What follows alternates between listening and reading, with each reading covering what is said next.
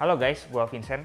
Di video kali ini gue bakal lanjut bahas tentang segmen bedah buku. Udah lama gue nggak bikin bedah buku kayaknya.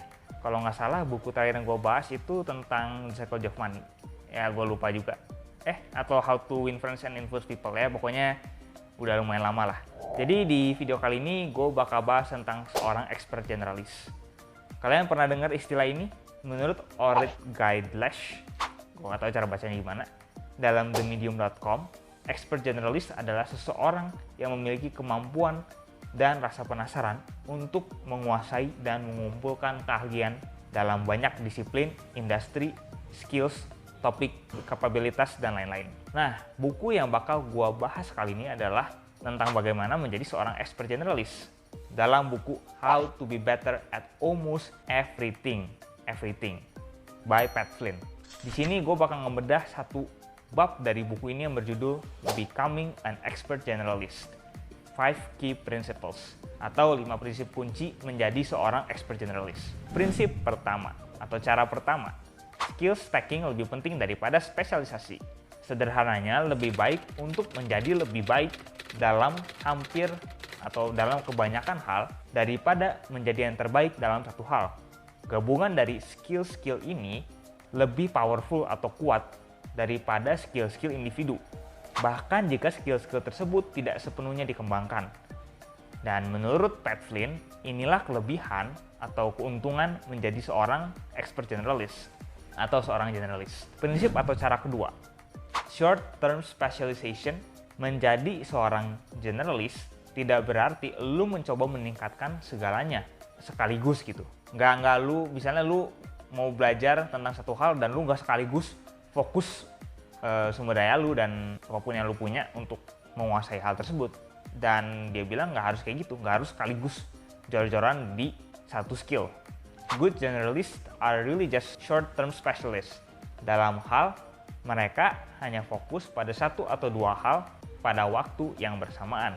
Prinsip ketiga, the rule of 80% says that if 100% is the best in the world, then never go beyond 80%. Jadi dalam segala hal, menurut prinsip ini, lu nggak harus nguasain 100%, karena itu adalah areanya spesialis. Cukup stop di menguasai 80% dari skill tersebut dan pindah cari skill yang lain. Ya misalnya kalau lu nggak jago 100% dan cuma 80% aja, itu udah cukup dan itu bukan masalah lu. Kalau lu juga nggak bisa nguasain 100% dan itu nggak apa-apa. Menurut buku ini waktunya lu pindah untuk menguasai skill yang lain. Prinsip keempat, integrasi lebih penting dari isolasi. Prinsip ini bilang kalau lu mau jadi seorang expert generalist, lu harus melatih hanya hal-hal yang harus lu kuasai karena mereka relevan pada tugas yang ada di tangan. Specific practice produces specific results. So practice only things you need and nothing more.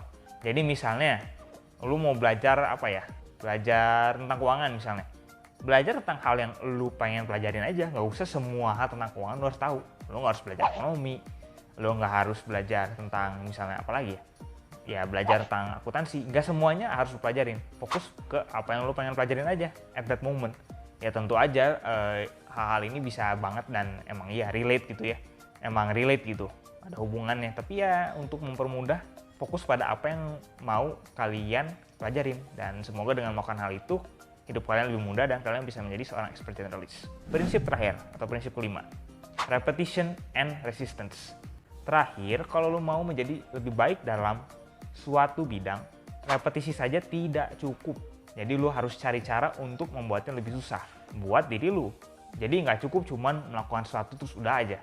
Lu harus membuat hal yang lu lakukan itu lebih susah buat diri lu sendiri. Jadi ada peningkatan.